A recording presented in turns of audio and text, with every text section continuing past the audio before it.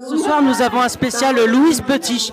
Louise Petit qui est une outsider française qui a été découverte par Jean-Christophe Averti. Spécial poney et cheval. Et puis il y a un cheval qui a gagné le Grand Prix. Ce gentil petit cheval fréquente les bois de Paris. Ada, ada, adada, ada, ada, adada, ada, ada, adada, ada, ada, adada.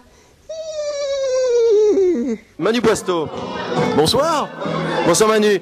Donc tu viens de publier aux éditions Thierry Magnier l'encyclopédie approximative du poney. Il s'agit, comme son nom l'indique, d'une encyclopédie légèrement approximative du poney. Est-ce que tu peux nous en dire un peu plus sur le poney? Est-ce que le poney est ton ami? Alors le poney est mon ami, non, pas vraiment. En fait, c'est un petit peu par hasard hein, que le poney s'est retrouvé être le thème central de cette encyclopédie approximative. Ça aurait pu être un dauphin, mais finalement c'était un poney. Oui, j'ai longtemps hésité entre le dauphin et le poney. Finalement, le poney l'a emporté. Parce que le dauphin, hors de l'eau, on peut rien lui demander, quoi. Au bout d'un moment, il crève. Alors que le poney a quand même un petit peu de ressort. D'accord. Alors, ce qu'on voit avant toute chose, c'est que le poney est rose essentiellement, plus que bleu. Est-ce que le poney est un truc de fille? Alors là, je vais me permettre de m'inscrire en faux. Hein. Le poney est parfois rose, mais il peut également être mauve, jaune ou vert.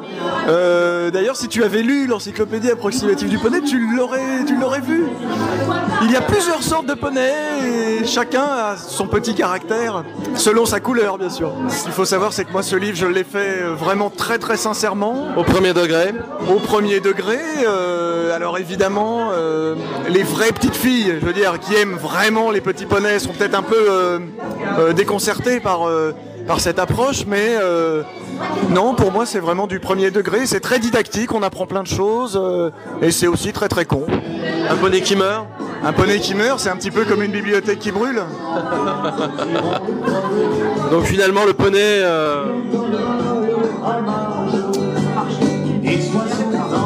le poney, c'est la vie. On peut finir là-dessus. Soirée mémorable au Mont-en-l'Air, consacrée au poney à l'occasion de la sortie du livre de Manu Boisteau aux éditions Thierry Magnier.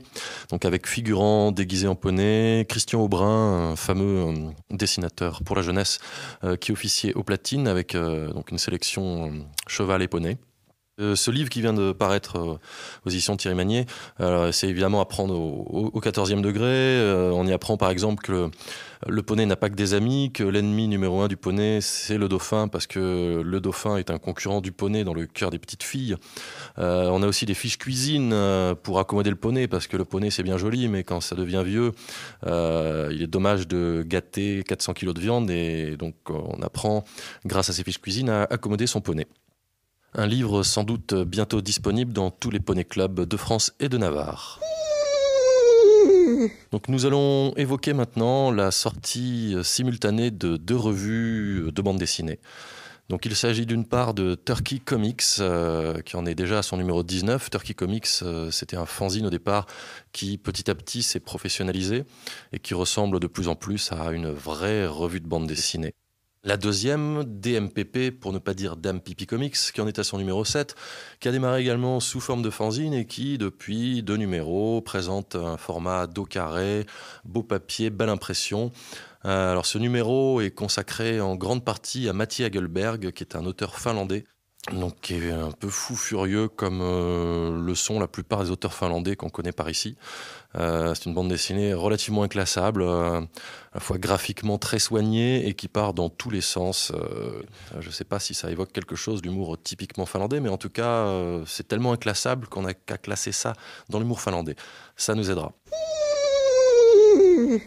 Nous allons soumettre les auteurs présents à cette soirée de lancement la couverture du dernier catalogue des éditions 6 pieds sous terre, donc qui prend un dessin de Gilles Rochier sur lequel figure un jeune type en couverture et en t-shirt sur lequel est inscrit l'alternative c'était mieux avant.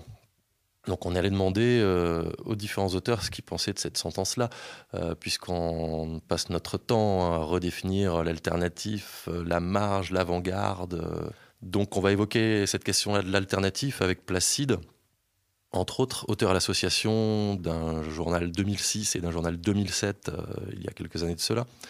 On va croiser Martès Báthory, auteur au requin-marteau et qui figure également dans les différents numéros de Dame Pipi Comics. On va croiser Gérald Auclin, auteur et éditeur de Dame Pipi Comics, et un certain nombre de personnes présentes ce soir-là. Donc ce sera l'occasion d'évoquer également, puisqu'il est question de DMPP Comics, la sortie aux éditions 6 Pieds Sous Terre de TMLP de Gilles Rochier. Donc Gilles Rochier qui fait la couverture du catalogue de 6 Pieds Sous Terre. TMLP pour ne pas dire Ta mère la pute. Donc c'est un livre récent et c'est un livre très très fort. Gilles Rochier, c'est un auteur assez discret qui a publié quelques livres chez 6 Pieds Sous Terre et chez Groinge essentiellement jusqu'à présent. Et c'est un des rares auteurs à parler de la banlieue pour y vivre, pour y avoir vécu, qui en parle comme quelqu'un qui vit en banlieue et pas comme un journaliste qui parlerait de la banlieue. Donc c'est une histoire qui sent le vécu, ça se passe, c'est raconté à la première personne, c'est l'enfance de l'auteur, c'est une banlieue tranquille, tranquille, pas que tranquille, mais on sent que c'est encore l'époque où les banlieues étaient, on peut dire, un peu tranquilles. On apprend qu'il y a certaines fins de mois difficiles où les mères de ces enfants-là sont parfois amenées à aller traîner du côté de l'arrêt de bus pour se prostituer et mettre du beurre dans les épinards à la fin du mois. On apprend qu'il y a parfois du vrai derrière l'expression « ta mère la pute ». Placide. Oui. Placide. L'alternative, c'était mieux avant ? J'en sais rien, je vais demander. Non, faut que je réfléchisse. C'est une question compliquée. C'est une question très compliquée. Je sais. Tu vas vite. Cécile, l'alternative. Cécile s'en va. Attends. Cécile s'enfuit, ne veut pas répondre à la question. Martès Báthory. Si je te montre le catalogue des éditions 6 Pieds Sous Terre pour l'année 2011, avec ce dessin de Gilles Rochier en couverture, avec ce jeune homme en couverture du catalogue, avec un t-shirt qui proclame l'alternative, c'était mieux avant. Qu'en penses-tu ? Non, c'est pas vrai. C'est pas vrai. Non. C'est toujours, je sais pas, ouais, non, c'est toujours vrai, peut-être.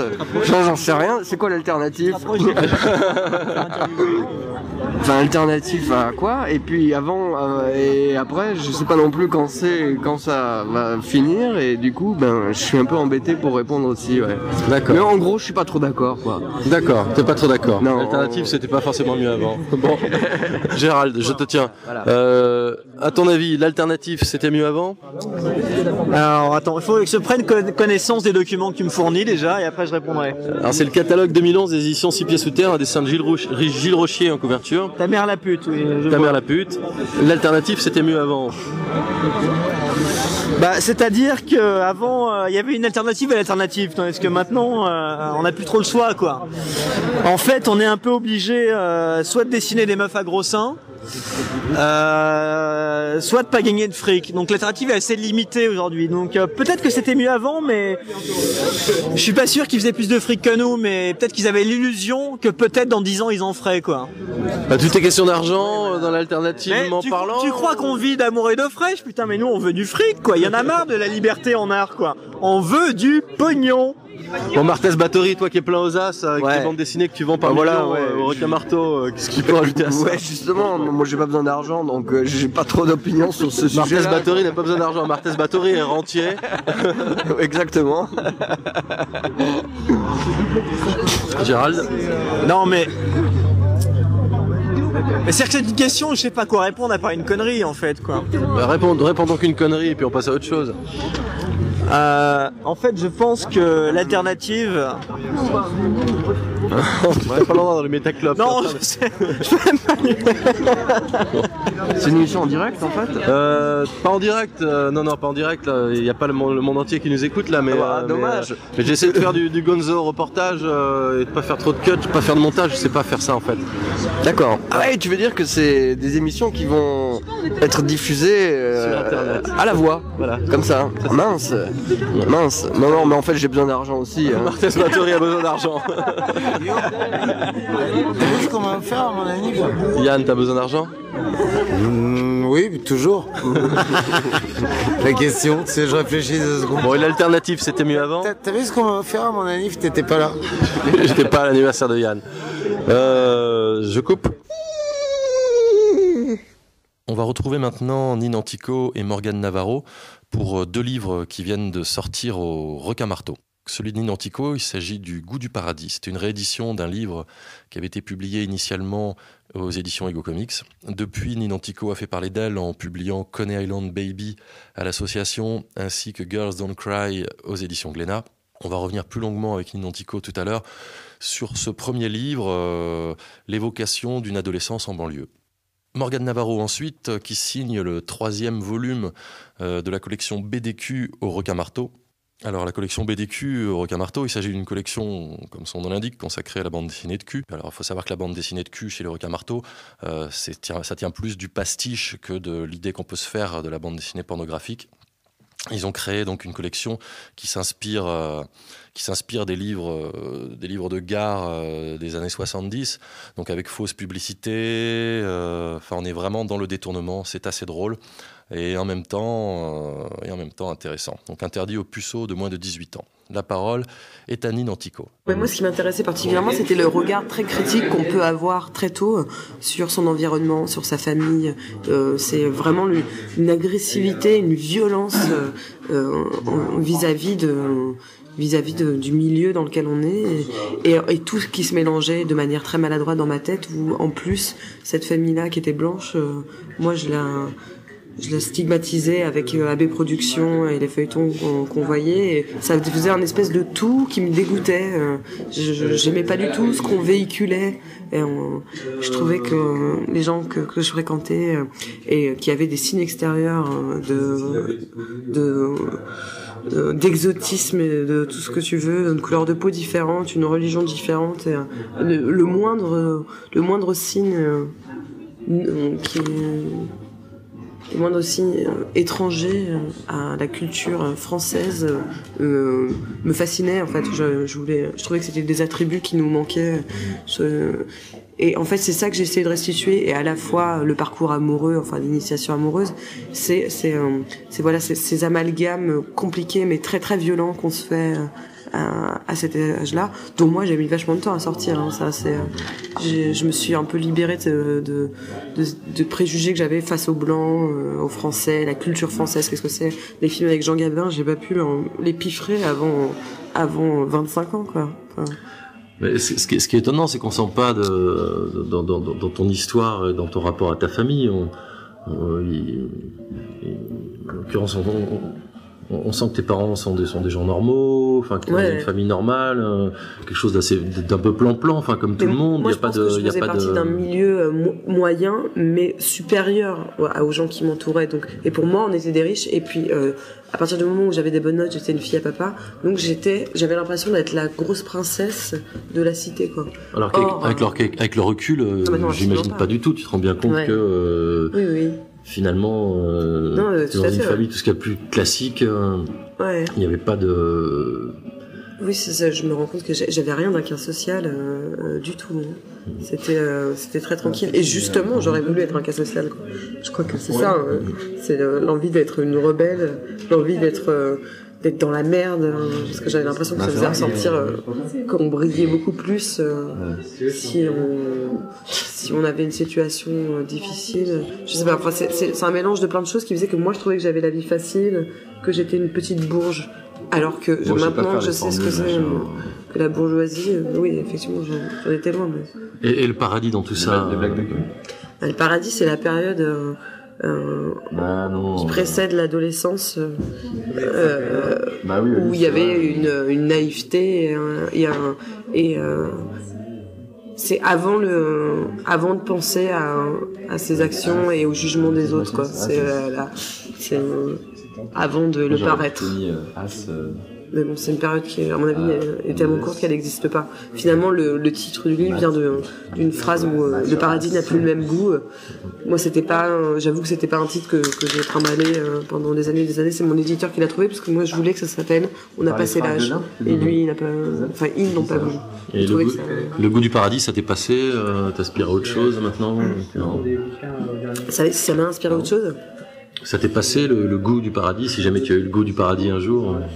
En tout cas, pour rien au monde, je suis fascinée par l'adolescence et par l'enfance et tout ça, mais pour rien au monde, je voudrais revenir en arrière et je trouve que maintenant c'est un paradis, c'est-à-dire de savoir ce que je vais faire dans enfin, j'ai toujours su que je voulais faire du dessin, mais d'avoir fait les premiers pas qui font que maintenant je me réveille le matin, je suis sûre que je vais faire du dessin et que ça s'est installé, que il y a des questions que je me pose plus à propos des garçons, que que les douleurs sont quand même pas les mêmes, pas si il y a quand même, les douleurs sont moins rapprochées, on relativise beaucoup plus de choses et du coup moi je trouve que le paradis il serait beaucoup plus maintenant qu'avant, mais c'est pour ça que je trouve que c'est une période très intéressante, l'adolescence, c'est là où on éponge toutes les merdes et toute notre construction, même si on n'est jamais fini. Donc on va passer du paradis à la bite. Morgane Navarro, Teddy Beat. Oui. Bonsoir Morgane. Donc tu viens de publier au Requin Marteau dans la collection BDQ un livre qui s'appelle Teddy Beat. Ouais. Est-ce que tu peux nous parler un petit peu de Teddy Beat, démarche de Teddy Beat, oui, par exemple. Alors oui, on m'a demandé de faire du porno, alors j'ai dit oui. Et puis finalement j'ai regretté amèrement. Non, c'est pas vrai. Non, tu t'en sors très bien. Tu t'es très bien sorti de l'exercice. Non, mais je sais pas, c'est très naturel. J'ai fait ça comme une autre BD, en plus avec pas mal d'assurance, enfin une espèce c'était très relaxant de faire ça. Bon, en même temps, on a l'impression que c'est pas tellement éloigné de précédents livres. On est dans le réel, on est dans le réel. Non, enfin on est un peu dans le fantasme aussi dans l'occurrence. Mais on est dans la vie de tous les jours. Enfin tout ça est crédible. Il y a rien qui paraît complètement aberrant. On n'est pas dans SAS, dans Gérard de Villiers. On est dans le fantasme. Enfin tout m'est vraiment arrivé. Je veux dire, une fois j'étais à la plage et je me suis tapé 2 meufs sous l'eau comme ça. C'est vrai. Ouais, avec les poissons qui suivaient le sperme et tout.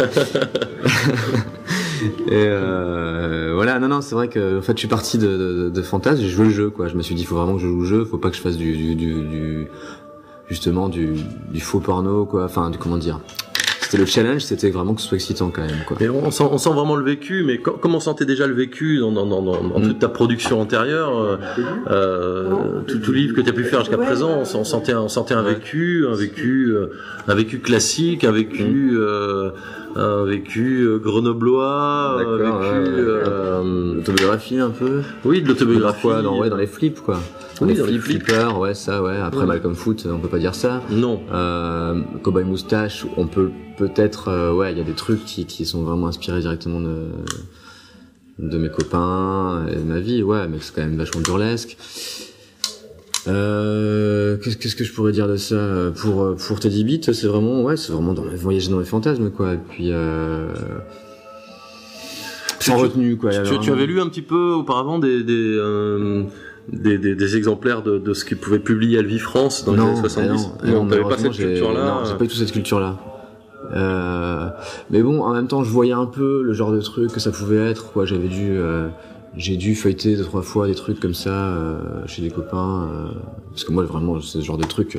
Oui, à d'autres. Non, c'est vrai. Franchement, j'ai pas eu toute cette culture, mais bon.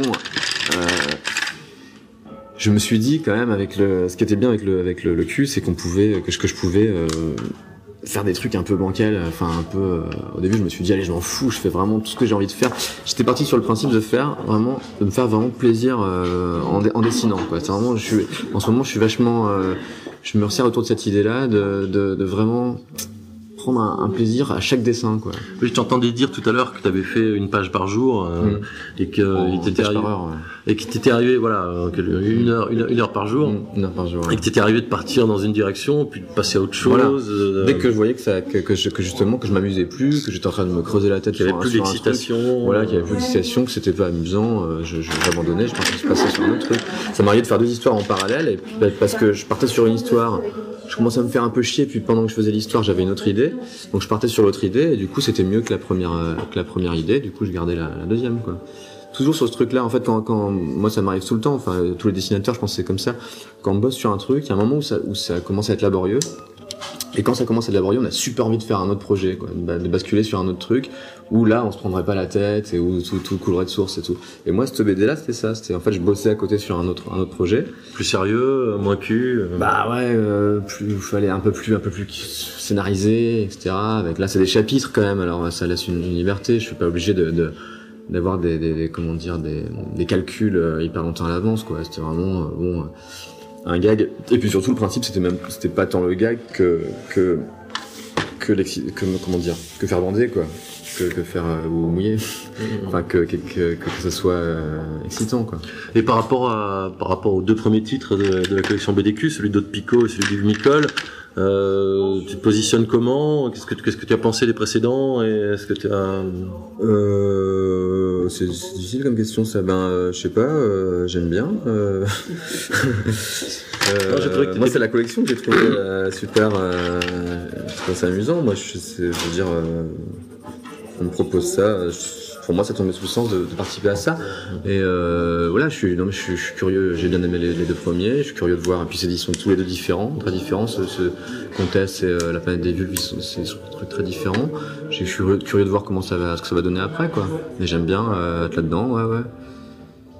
On va peut-être demander à Nine, justement, parce que Nine est censé préparer un livre donc pour la collection BDQ des Requins Marteaux. Moi j'avais entendu parler il y a quelques temps d'une équipe de rugby féminine. Ouais. Donc est-ce qu'il en est vraiment question Ouais, mais je ferai ça plutôt l'année prochaine parce que j'ai un peu trop de boulot.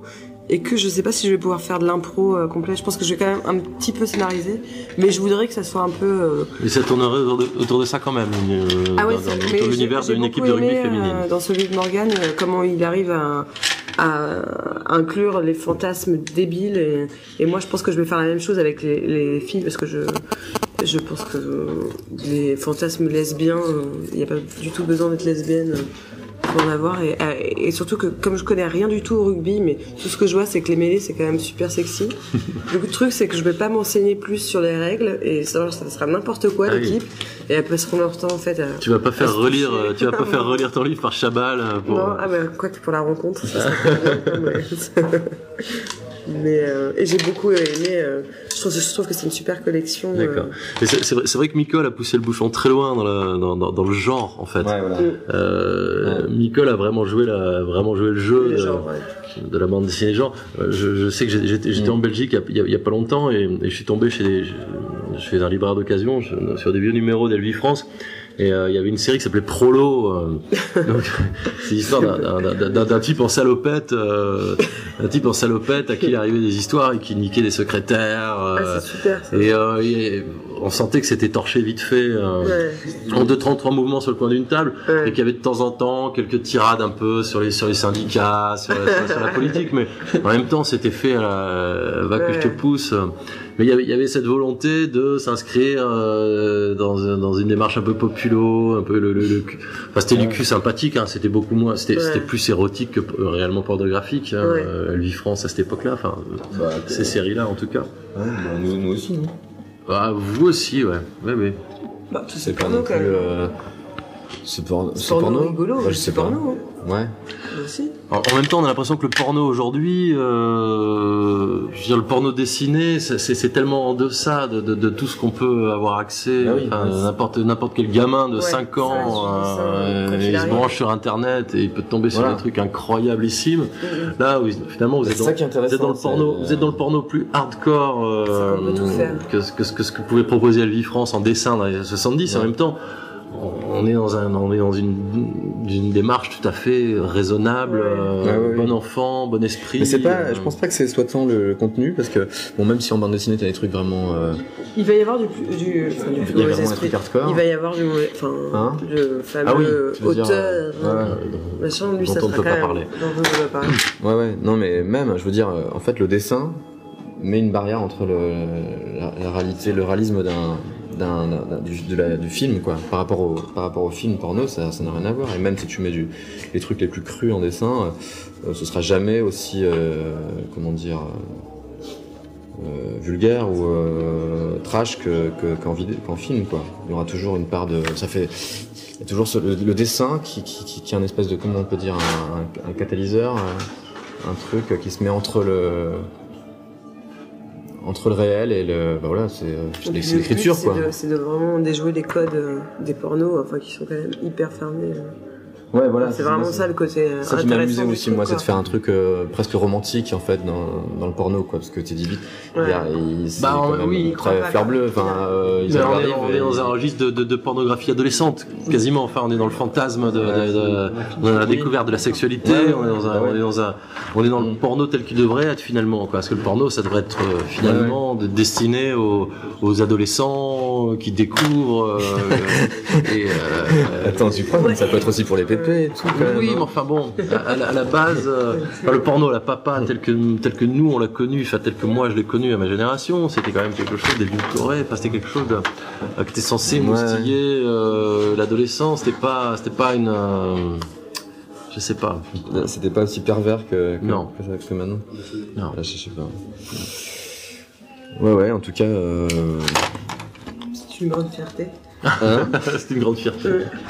Nine, et donc par rapport à...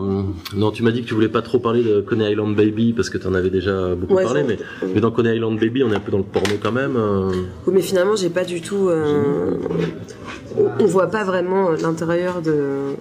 C'est pas la vie quotidienne d'une actrice porno, ce qui aurait été très intéressant et que peut-être un jour je m'attellerai à cette histoire, mais c'est toute une vie, l'avant, l'après, et les autres paramètres en dehors du porno. C'est pas que le porno finalement. Moi, ce qui m'a vraiment intéressé autant chez Linda que chez Betty Page, c'est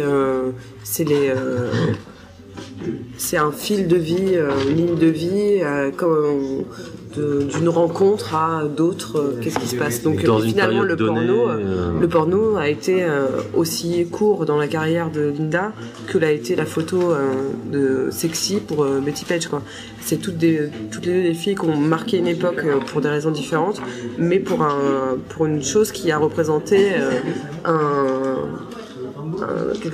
temps infime dans leur vie, quoi. Et puis on a un peu l'impression que le porno est venu après, que finalement elles étaient un peu des pionnières dans un genre qui était un genre à l'époque et qui est devenu une norme, qui est devenu une industrie en fait dans les années 70, alors que c'était un amusement, c'était une rébellion, c'était tout ça. Enfin, c'était de l'ordre de l'underground et c'est passé, ça s'est transformé en industrie. Et donc le fait que les requins marteaux aujourd'hui fassent une collection BDQ alors que tous les éditeurs se lancent on voit Glénat qui ressort des classiques de la bande dessinée érotique, Delcourt qui relance une collection érotique, enfin tout le monde se rue un peu sur le créneau de la bande dessinée de cul. Le fait que les requins marteaux ils reviennent aujourd'hui, dans Camarto déjà le projet date un peu. Oui, déjà il y avait le site. C'est vrai que c'est parti d'un site qui s'appelait donc BDQ, donc bien avant que les éditeurs mainstream s'intéressent de nouveau à la question. Et effectivement, on pourrait imaginer que les requins marteaux ont fait un pas de côté par rapport à la tendance générale, à savoir on va prendre la chose à la légère, on va en faire. Oui, non, là c'est.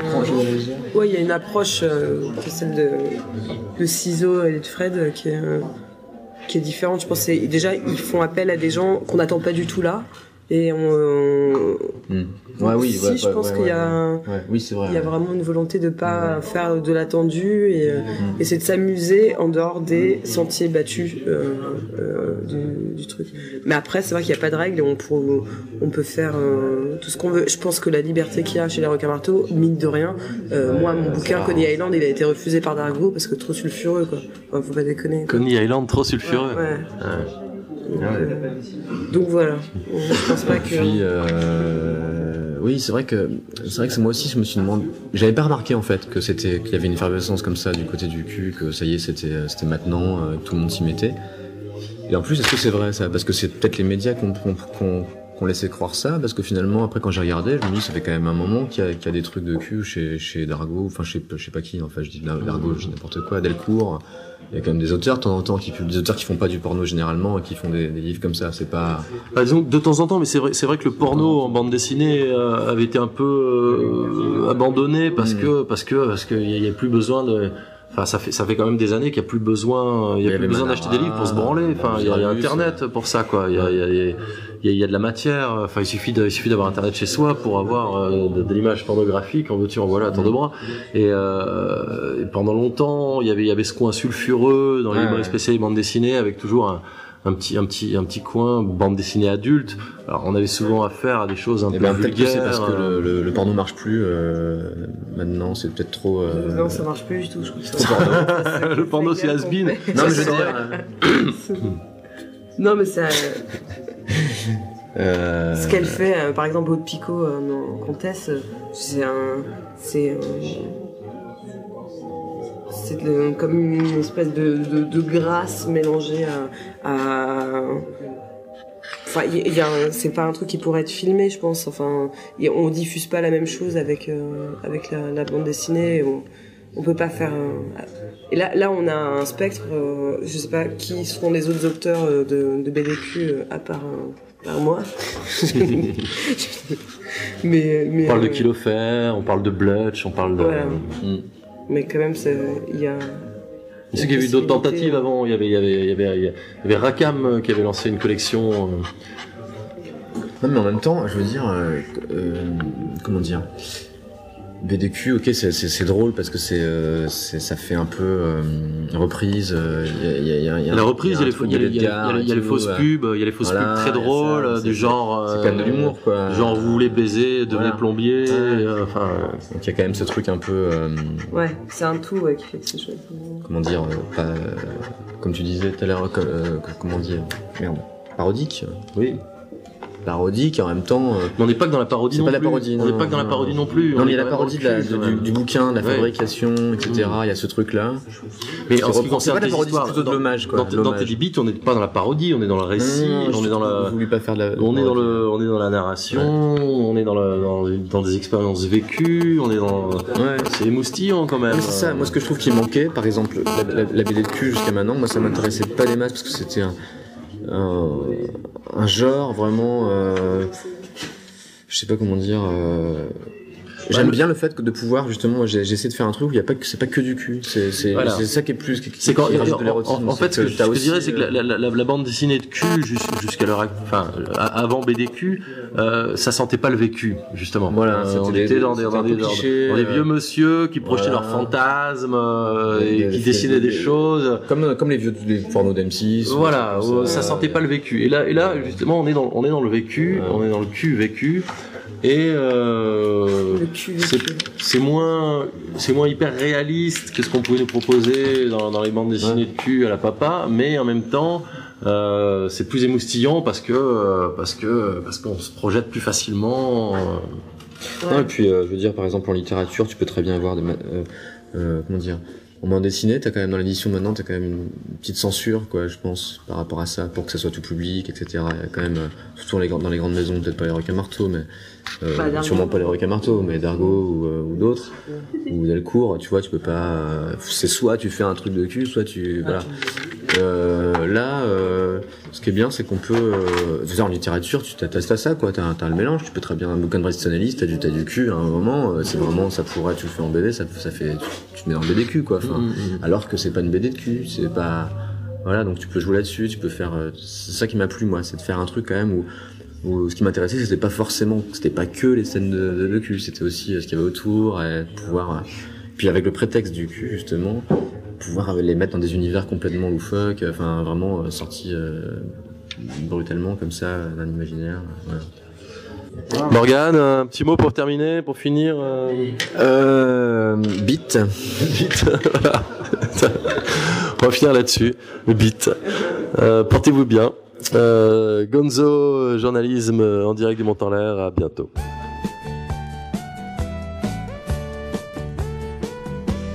Poney, mon blanc poney, veux-tu t'arrêter de